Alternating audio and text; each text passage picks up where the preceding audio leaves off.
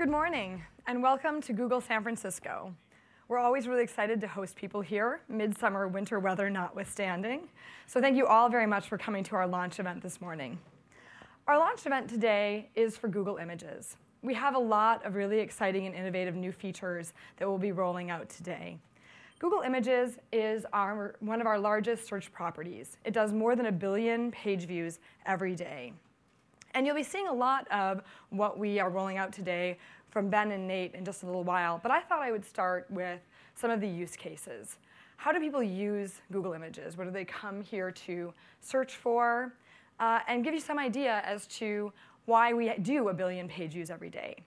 Our users come to Google Images to learn, to inspire and create, sometimes to shop, even just to find out what something looks like. In fact, last year when President Obama announced that the first dog was going to be a Portuguese water dog, we saw searches for that particular breed of dog on Google Images skyrocket. It was one of our fastest growing searches last year because people wanted to know what would the first dog look like. People also come to Google Images for inspiration, for things like vacation ideas. What does a particular place look like? Is that somewhere you'd like to go? Or even after they've planned their vacation in anticipation, or just trying to find out if a particular place or attraction is worth stopping by. We also see Google Images used a lot for inspirations. How could someone build a treehouse? What could a treehouse look like? How should it be structured? People will get a lot of ideas here. In fact, I heard a great story just yesterday from Lauren, our director of events, who put together today's set. And if you've attended a lot of Google launch events, has put together most of our sets. Eric, our CEO, came to her and said, Lauren, how do you build all these different things? Lauren has built all kinds of different things, igloos, like all kinds of different giant sets. And she said, of course, Google Images. You can go there, you can see lots of different things and get all kinds of ideas and then pull together something that's really creative and unique. Google Images is also used for all kinds of educational and entertainment purposes. Last year, we heard about a really interesting idea that people had begun using our line drawing search feature to find coloring books. So they could basically print out pages for children of all ages to draw on. And it's also used for entertainment. I had a friend, for example, who had a 3-year-old son who was really obsessed with garbage trucks. And they could spend hours doing searches for garbage trucks on Google Images and doing page after page after page looking at the different garbage trucks. But there's also just the element of wanting to come to Google Images to understand what something looks like. So if you've ever had a recipe that calls for jicama, you might not know what jicama looks like, but you can do that search on Google Images and get a good idea of what it looks like before you go to the grocery store. And people come to Google Images in order to get inspiration in all kinds of different forms, be it for something like tattoos or hairstyles, or even to shop. We actually see a lot of shopping queries. People will come and type in a particular type of thing, like men's winter jacket, and see all kinds of different looks, different things that they can buy. So hopefully this gives you some of the ideas around how broad-ranging the user needs that we're filling here are and why this is so important to search. And also why we're so excited to be rolling out some of our new innovations. And with that, I will turn over to Ben Ling, who's our Director of Search Products. Welcome, Ben. Thanks, Marissa. So Marissa just walked us through a bevy of use cases that users use Google Images for. And so, but why do they come to Google Images? One of our key differentiating factors is comprehensiveness. We help users find that particular image that they're looking for on the specific website. So to give you a quick review of where we've been with Google Images, in 2001, we launched Google Images in beta. And at the time, it was comprehensive, 250 million photos indexed. We thought this is quite a big, impressive achievement. Just 4 years later, we were at 1 billion images. So in 2005, over 1 billion images indexed. Now, just 5 years later, today, another order of magnitude increase. So over 10 billion images indexed. And so these 10 billion images, as Marissa mentioned, consumers are searching on Google image search at a staggering rate. We see over 1 billion page views a day from hundreds of millions of users across the world. So what's everyone searching for? To give you a sense of what people are searching for and some of the fastest rising queries in 2010, users are looking for different use cases. They're looking for news, they're looking for entertainment, movies, music. And when we look at the top 5 rising terms in 2010, we see that reflected. Number 1, Haiti. 2, 3, 4, Kesha, Justin Bieber, Nicki. And number 5, Avatar. So with that, I'd like to introduce Nate Smith and invite him on stage for us to showcase some of the power behind Google Images. So it's not often that we talk about Google Images, so we're going to spend a couple of minutes showing you the cool technology, the powerful algorithms that power Google Images. So Nate. Thanks, Ben. To the Mac, please. So gloomy weather notwithstanding outside, in most of the northern hemisphere, right now it's actually summer. So let's start off our search today with the query beach.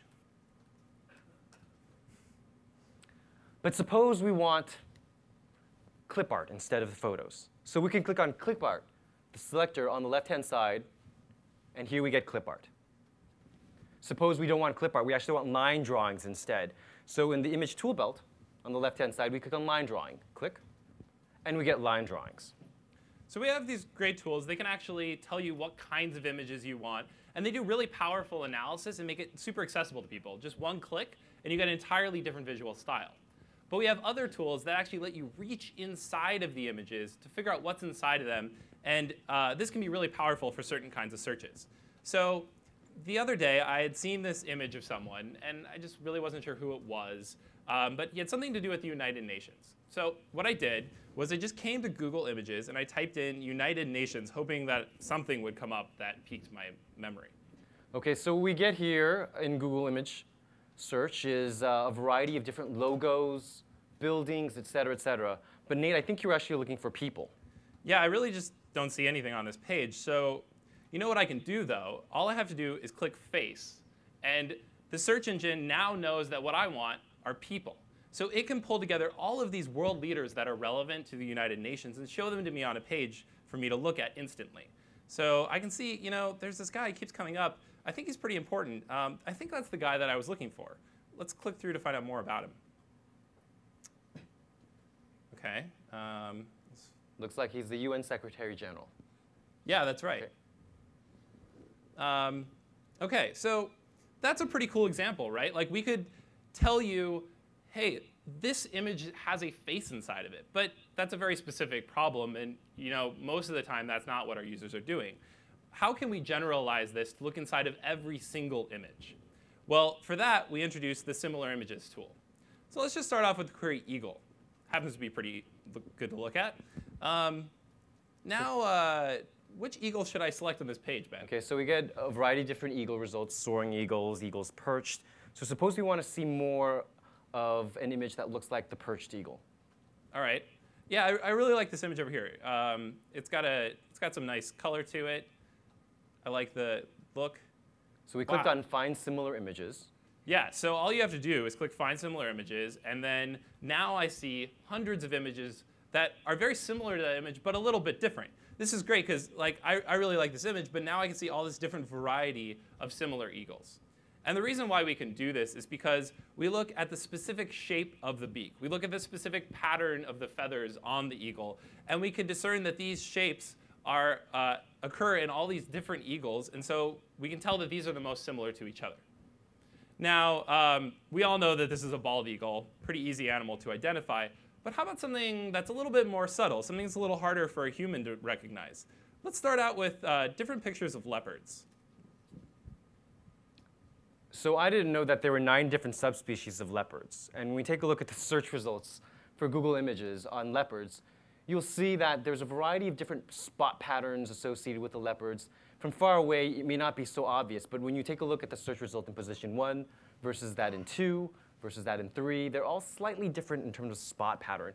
So suppose I want to learn more about the leopard in position 1. So we'll click on Find Similar Images. So let's click on that. So as expected, just as Nate showed earlier, we see similar images of that particular leopard. And so what we've done in Google Images is we've scoured the web's images and identified spot patterns associated with that leopard that make those images appear similar. So there's 2 things that we've done. That's the first. The second is we've analyzed the content on the web pages where those photos show up to deduce what type of leopard this is. And we've matched these two together, and that shows up in our related searches. So what it's showing us is we've taken the visual representation, we've matched that with the content on the page, and it tells us that, as a related search, this is an Amur leopard. Now that's pretty cool. Another thing that we can do with image content recognition is find you the colors in images. Now, this sounds pretty simple, and honestly, when we launched it, I didn't think it was going to be anything special, but this feature has been extremely popular. I was in a bar the other day, and one of my colleagues walks up to me, and he said, you know, I'm taking this art class, and when my art teacher found out she worked at Google, she came up to me, she's so amazed, wide-eyed. She says, wow, you work at Google? I just found out they have the most awesome thing. Did you know you can search by color? It's amazing. And you're all people in the tech industry. You know, oh, just look at the pixels, right? Are they yellow? Are they blue? Right, it's trivial, right? Here's why our search is amazing. So let's search for tulips. OK, we get a whole bunch of different colors, different tulips. They come in a variety of colors. And here, easy to use, right on the left, is our color search feature. Well, let's find out what happens when we look for just pink tulips. All right. I see some images. They've got a bunch of different colors of pink in them. That's good. But you know what? Notice something really special is actually going on here. The color of the images is pink. But not only that, the tulips are pink. That's the critical difference. In every single one of these images, they have all kinds of different colors. But we're able to deduce that the color of the tulips themselves are pink. Look at this image right here. So you'll see this image is probably half yellow. How can we know that the color of the tulips is pink? Well, let's look at yellow and see if we get this right. OK, now I just click on the yellow swatch over here. Look, all the tulips are yellow once again. And you know what? That image of the pink tulips is gone. Let's try an even harder color. You know, white is actually extremely difficult because white occurs in all kinds of different images. So finding images that actually have white stuff in them is very difficult. So let's try white tulips. Check that out. All the tulips are white. That is power. This is what differentiates Google. It's simple to look for just colored pixels in an image, but it's extremely hard to tell you that the content in an image is of a certain color. So all of these tools that we're showing you help us restrict the images that we're looking for. But oftentimes, when you're looking for images, you're looking for a wide variety of different types of images. So suppose we want to do a search on Grand Canyon, or let's say Yellowstone National Park. All right. So type in Yellowstone National Park. We get 20 images of Yellowstone National Park. We get an assortment of photos. We see a geyser. We see some wildlife. We see some scenery. So this doesn't really capture the beauty that's the 2 million acre Yellowstone National Park. I want to see a few more photos. All right, so we just scroll down and click next. OK, so now we see a couple more landmarks. We see some trail maps, et cetera. OK, click next. OK, some more.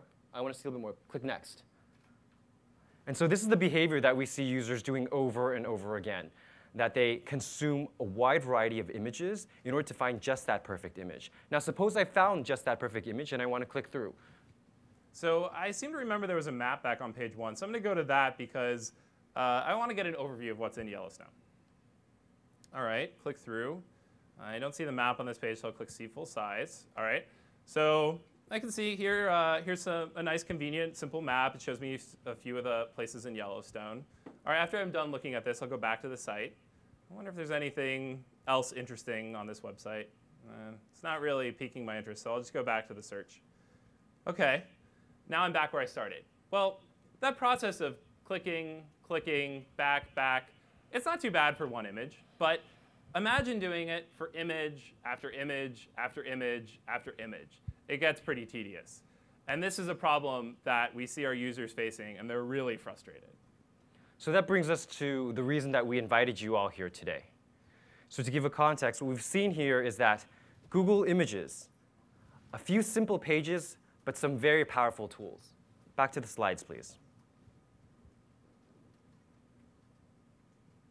The second is that Google Images, the size and scale is amazing.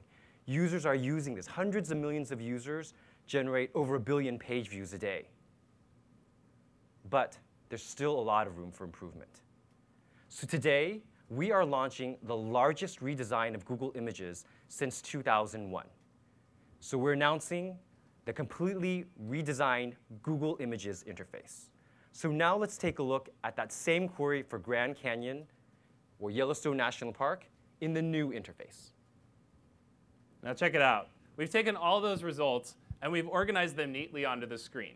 This is a much better experience. Instead of having to wade through that first page with all kinds of text and cruft on it, I can just see all the images right away.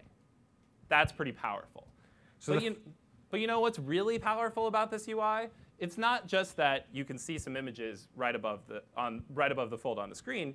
You can just scroll to see more pages. So all I do is scroll down a little bit. Wow, look at all these pages and pages and pages of images. More. So the first is our focus on speed and comprehensiveness. You can get up to 1,000 photos and images all on a single page. And then the second thing that we have changed about this UI, which is also really exciting, is that we give you better information about the image on the results page so you can make a better decision about what images you're interested in. So I'm going to go back to that same image that I clicked on before. Notice that I get a larger thumbnail preview. We've been noticing that people have bigger screens, the web is faster, people have many more images online, and we've made our thumbnails a little bit bigger to compensate and enable people to pick through images much better. We've also included all of the useful information about this image within the hover. So I think this might have been really useful when we were looking at the United Nations query. So why don't we pull that back up? All right. United Nations, and then I searched for faces. All right, here's that image I saw before. Wow, that's a much better picture. I can actually see this guy's face clearly. And not only that, but before, all the snippet said was, just said a little line said United Nations, which is what I searched for. Now I actually see the guy's name right away. I also see that he's the Secretary General right on the results page. This makes me really confident that this is the right result for me. And now I can click through to see this page knowing I'm going to get what I want. So now let's suppose we click through on one of these pages. We can choose the Yellowstone National Park example. Yeah. So if I click through on this image that I clicked on before, what I really wanted was to be able to read the places and the names on the map. So let's click and see what happens now. So this is our newly redesigned landing page. Now the key difference here is you'll see the image is front and center in a much larger size. And behind it is the web page, so you can see the image in context. We think this design is really great. In fact, this is actually my favorite part of the redesign. It's such a simple thing to implement. It honestly only took about a week of engineering time, roughly. But it took us years to actually figure out what the right way to do this was. And here's why it's so great. So first I click through. What I want to see is a big image. Show me a big image. So here it is, right away, big image. But not only that, I can also see a great preview of the website in the background. And when I'm interested in the website, I just click anywhere on it. And bam, I'm at the website. And you know what's really cool about this? Now you can use image search to find great photo websites, and you don't have that frame sticking around as you're navigating the website. When you want to find images, there they are, right away. When you want to find websites, you get the website, no more frame at the top. So let's see a few more examples in the new interface. So let's try something like Degas. When you search for things like art, it really lets the images shine. Now I can see all the images right on the page. I can hover over them to get a great preview of them, learn more about them. When I find an image that I really like, I can click through. Right away, I get a great preview of that image, big on the screen, and I can view the website to read more about it. How about Matisse? Check that out. Look how colorful and vibrant this new UI is. It's so much more fun to use, and it's so much faster. Everything about it's better. So not only do we have an announcement for consumers, so too do we have an announcement for advertisers. So today we are announcing and launching Google Image Search Ads. Google Image Search Ads allows you as an advertiser to place an image of your choice next to your text ad and run it on Google Images and reach hundreds of millions of users who are doing billions of page views on a monthly basis. So in summary, here's what we're launching. This is the ad builder. So as an example of an ad builder here, Marissa mentioned the examples of shopping, travel, et cetera, et cetera. So personally, I'm a big shoe fan. What I use Google Images for is to search for the latest skate shoes. And so some of you in the front row can see my shoes. And when I search on skate shoes, you as an advertiser can now advertise and place images of your skate shoes. And I, when doing that search, can click through to your website and buy the shoes directly from you. This is a new opportunity. So in summary, back to the slides. This is what we're launching today. 3 things on the consumer side and an advertising launch. The first is a redesigned results page that focuses on comprehensiveness and speed. Brings us over 1,000, up to 1,000 images all on a single page. The second is a redesigned hover pane, which shows you more information about the image, so you can be confident that when you click through, you're finding the right image on the right web page. Thirdly, we have a redesigned landing page, which showcases the image in a much larger size, in context, in front of the landing page of the resulting website. And on the advertising side, we're launching Google Image Search Ads, which allows you to reach hundreds of millions of users who are searching on Google on a daily basis. So with that, I'll turn it back to Marissa. Thanks, Ben. So you can see why we're so excited. A new interface that offers tremendous comprehensiveness with incredible speed, the new hover pane, the new landing page, and our new ad product. But for us, this is just the start of Google Images. The product is 9 years in, but we have a lot more that we can do. Imagine if you could search, say, for images being taken on the Golden Gate Bridge right now. Imagine if we could build an understanding around ambiguous searches, where something means one thing to one person and something else to someone different, like Washington. Imagine if you could just tell Google Images you wanted to be entertained, and it knew you well enough to know what you would find funny or what you would find thought-provoking.